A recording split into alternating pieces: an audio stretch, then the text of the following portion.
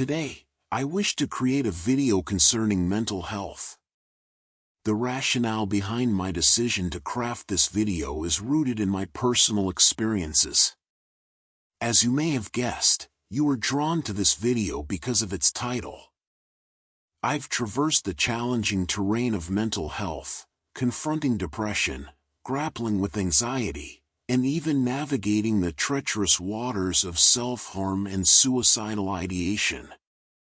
Despite these trials, I managed to emerge on the other side, buoyed by the grace of God. I emerged with a newfound sense of hope, increased self-assurance, and a unique life narrative. Conquering self-harm and resisting suicidal thoughts were part of my journey. I walked through these deeply intense phases with the unwavering support of divine grace. Today, I aim to dispel misconceptions and offer you encouragement by shedding light on the true nature of God's character and His presence in the context of enduring mental health struggles. My aspiration is that this video will prove beneficial to anyone who stumbles upon it. Before I delve deeper into the discussion, please take a moment to subscribe for weekly video updates and hit the like button. Now, let's delve into the heart of the matter. I'd like to clarify that experiencing mental health challenges such as depression, anxiety, self-harm, or suicidal thoughts does not equate to divine disapproval. It's a common misconception to believe that God is punishing or angry with us when we grapple with these issues.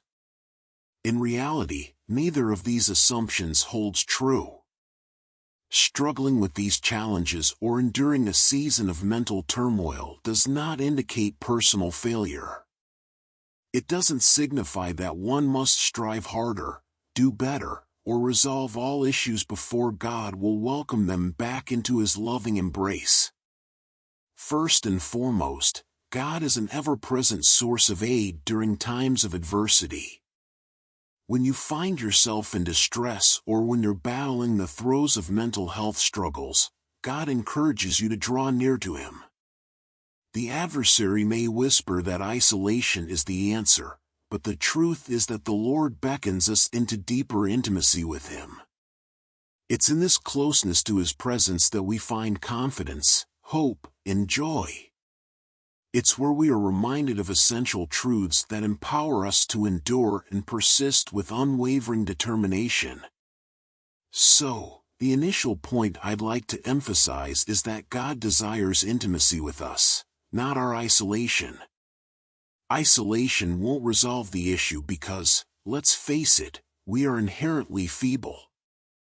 You, just as I, recognize this inherent human weakness. The beauty lies in the fact that God is glorified in our weakness. In the very areas where we feel most vulnerable and empty, He becomes our strength. When we lack joy, we must lean on Him to receive it. In our weakness, He is glorified as He supplies our needs. When we feel hopeless, we must turn to Him for hope, and He will provide hope and confidence. Once more, it's in our weakness that He is magnified, and we are rejuvenated. The second affirmation I'd like to impart is that God neither has nor will ever forsake or forget you. As I was reading through the book of John recently, I came across a powerful passage. John 6 verse 37, in the ESV translation, proclaims, "All that the Father gives me will come to me, and whoever comes to me I will never cast out." This verse underscores the unwavering nature of God's acceptance. When we wholeheartedly seek Him, as Jeremiah 29 verse 13 exhorts, we will find Him. The Psalms reinforce this truth repeatedly, emphasizing that God is our refuge, our guide, our protector, and our uplifter. If you ever hear a voice of shame or condemnation telling you that God doesn't love you, that you are inadequate, or that you must fulfill certain conditions for His love, recognize that this voice does not represent the voice of God. God's voice urges you to surrender to Him so that He can provide the help you need. When you call upon His name, He faithfully rushes to your side, even in the midst of your mess. He lifts you out of the depths of despair and sets you on soaring heights, just as an eagle soars above the storm. The third truth I want to emphasize is that God does not expect you to piece yourself together before seeking His assistance. I'm not suggesting that no effort is required on our part. I encourage you to seek help, make efforts to identify triggers, and eliminate factors that exacerbate your struggles. However, you need not present yourself as whole and composed before God. He beckons you to approach Him in your brokenness, assuring you of rest. He calls those who are burdened and weighed down, promising them rest. His yoke is easy, and His burden is light. He seeks to relieve your burdens, not add to them. Consider the fact that He already bore your burdens and nailed them to the cross. He did so to grant you freedom. When you feel suffocated and trapped, remember that Jesus has already secured victory on the cross. The enemy's lies only serve to torment and confine you. The reality is that God is greater, capable of silencing any storm. Have you ever read the Gospels? Jesus famously calmed a storm with the words, "Be still." We serve a God who can enter any situation and reveal the fleeting nature of your affliction, showcasing the magnitude of His glory. The way God created us, with rational minds and passionate hearts, is a gift. It enables us to pinpoint triggers and causes, and to bring these issues before Him. We invite Him into our struggles, seeking His guidance to view our challenges through the lens of truth. Truth is the antidote to combat the lies that afflict us, setting us free. The fourth affirmation I'd like to convey is that God is willing and capable of helping you conquer and triumph over your trials. He is a deliverer, as exemplified in the book of Exodus when He led the Israelites out of Egypt's enslavement toward the Promised Land.